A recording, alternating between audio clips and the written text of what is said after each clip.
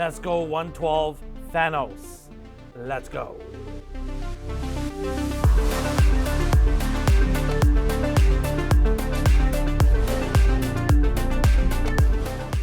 What's going on, everybody? Welcome to another A&R review. Today we are looking at the Mezco 112 Thanos.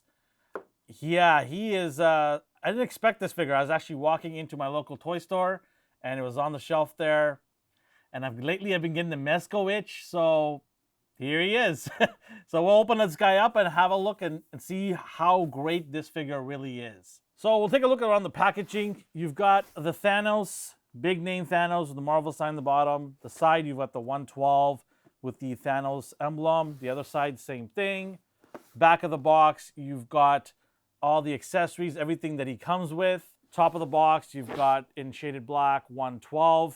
And bottom, you have legalese and you can recycle all that stuff. And then you take the sleeve off. You've got the window here for inbox collectors who want to just take a look at this. Back of the box, you've got the Mezco logo with Gomez. And then you have the shaded 112 all around the box, up and down. I'm excited to get this guy open, so let's get cracking here. I gotta say, opening this box, he's a beefy guy. There's a lot of weight to this box. So I'm hoping there's gonna be a lot of goodies in here. So I do appreciate Mezco for taking the time and individually wrapping a lot of the important figures, like the head piece, in the plastic. So I appreciate that. We'll take a look at the articulation, but just before we do that, I do wanna mention that to make sure to like and subscribe our video. It really helps us out when you click that subscribe button. And comment on our videos, because every month we're giving away prizes. So if you're a subscriber and you comment on our videos, we're gonna randomly pick somebody every month and give away prizes. It's just that easy. So go ahead, be cool, and go subscribe and have a chance to win something every month. How easy is that? So with Mezco, we know they love doing soft goods, and a lot of people love them for that. Unfortunately, with that, I've got a little bit of a rip right here by the bicep, so that's not cool. I might reach out to Mezco, maybe see if we can get a replacement. Not happy about that. Articulation, the head is on a ball peg, so you can get the head moving around. You get to lean back up with that. Not much movement from the back because his head is huge. And then to look down, he can look down like that.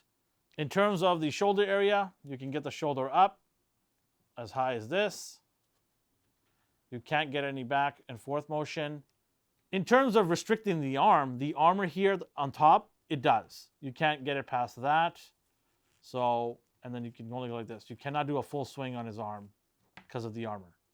In terms of the arm, the elbow, you only got a single jointed elbow here, which is not a deal breaker because Thanos is not exactly a martial artist or anything. He doesn't need to have crazy articulation. So I don't mind it. The soft goods does get in the way a little bit, but not too much. In terms of the wrist here, you get wrist full rotation. And it is on a hinge here.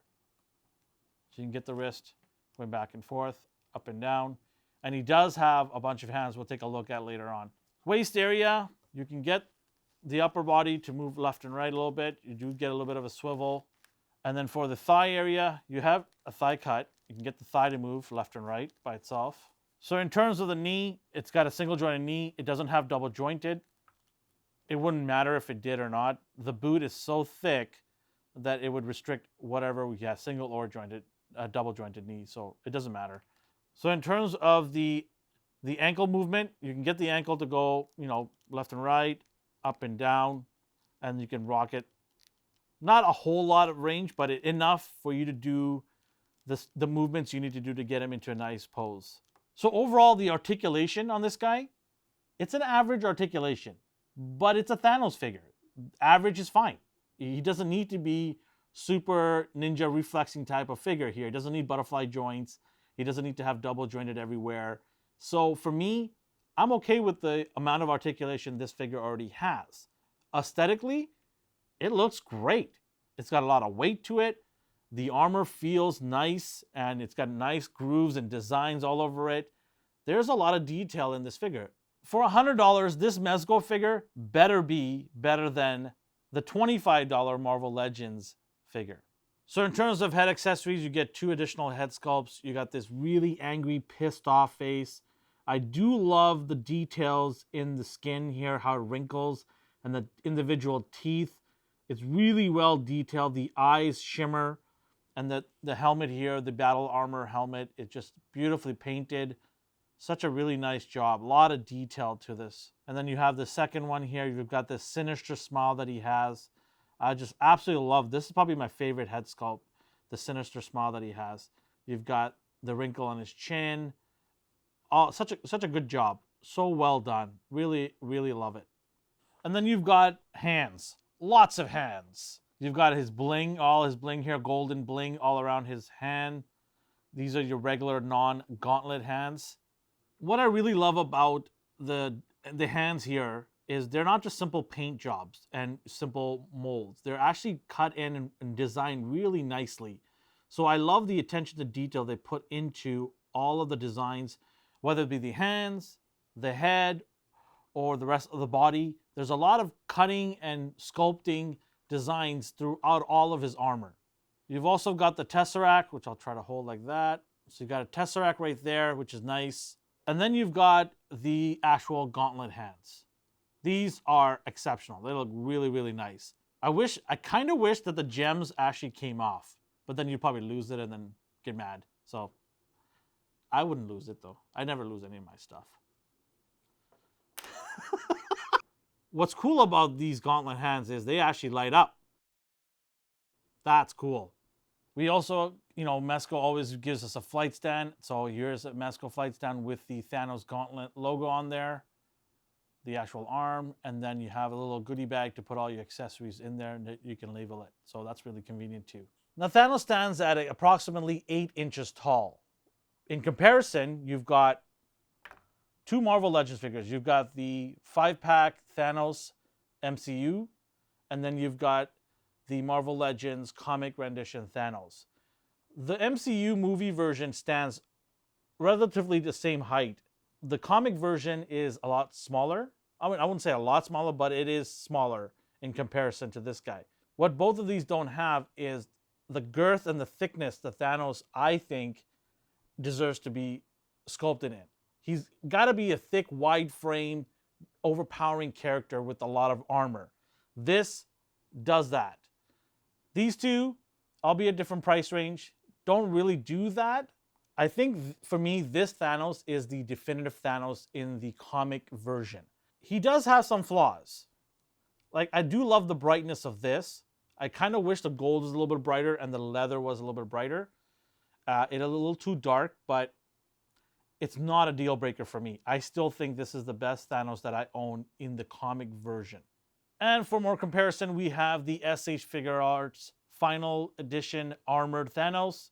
And then you've got the regular SH Figure Arts Edition Thanos. By comparison, these are going to be a little bit smaller because SH Figure Arts and Mafex, they do a little bit of a smaller scale. But if you look at the armored version here, the movie version, it is almost on par. It's a little bit taller than the regular one because the helmet is on this one here and he doesn't have a helmet. But size-wise, they're a lot skinnier than this guy. And that's fine because it's the comic version. I just wanted to show a couple of other versions from different lines and what you can expect when you buy this figure and how he compares to these guys from or any other line, especially Marvel Legends and SH Figure Arts. He's a lot chunkier than those guys. And finally, we have a couple of Mezco figures here. We have Moon Knight and we have Green Lantern here. And he is just overpowering. Thanos is just massive, as he should be over these guys. But he scales really well with them and looks great with these guys. So I think if you got a nice Mezco collection, he's going to fit in run nicely and he's going to look the part. So what's my final take on this behemoth titan of a figure? I think aesthetically, it hits a lot of the comic rendition. It goes overboard, actually.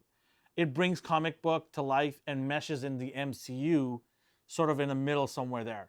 I would have loved to see the blue to be brighter. It's too dark of a navy blue. I would have liked to see a little lighter shade of blue. But the armor and all the accessories and the way they paid attention to detail by crafting it, it is superb. It is awesome. The articulation, it's a little bit on the lower end, but it's not a deal breaker, a massive deal breaker. Would have loved to see him have a little bit of range on the arm? Yes. But at the end of the day, this is a work of art. This is what Mezco does. And if you love work of art, this Titan is a must. And you know what also is a must? You supporting our channel. Like, subscribe to our channel. We got videos popping up on the screen somewhere that you can check out all the time. And if you're a subscriber and you comment on our videos, maybe tell us if you're going to pick this guy up or going to pass, or you think a Marvel Legends Thanos is good enough. Let us know. We would love to hear your comments. And if we do see your comments on our videos, every month you have a chance to win. So if you're a subscriber and you comment on our videos, you get a chance to win a prize every month. As always, thank you for watching our video. Have yourself a great day.